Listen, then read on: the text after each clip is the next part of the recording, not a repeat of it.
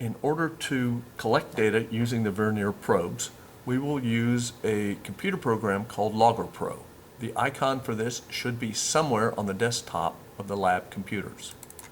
If you open this program, you will see a place to collect data, your X and Y values, and over here you can see a graph. This is a control panel up here.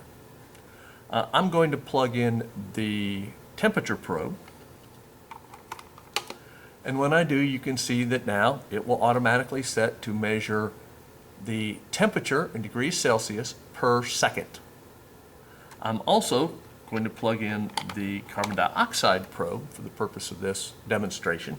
And you can see that you can measure more than one variable at the same time. In order to collect data, I click on the green Collect button.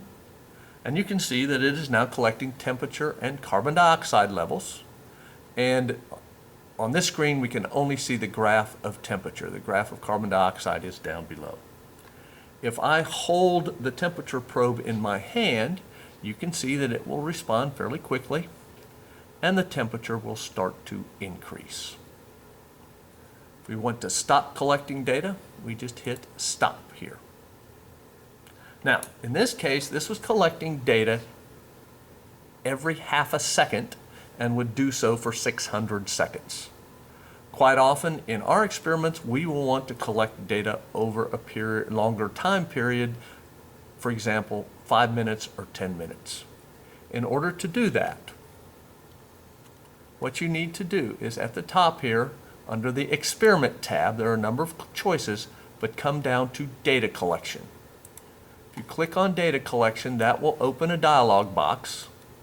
And in that dialog box, you can set how you want the data to be collected. If we're collecting it in terms of time, and we collect in terms of minutes, let's say we want to collect for 10 minutes,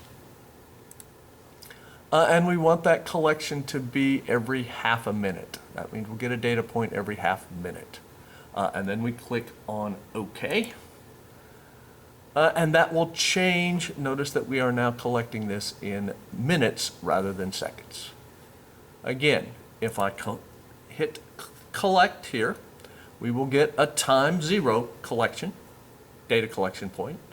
And now we have to wait. We find out how long 30 seconds is when you are just sitting here doing nothing, because I'm holding the temperature probe in my hand. And at the next collection point, at half a second, we should see an increase in temperature.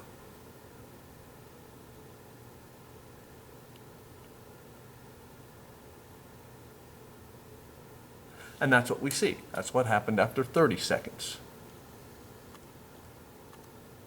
All right, and so that would continue. I'm going to stop at this point, but that would continue collecting data every half a minute for a 10-minute time period.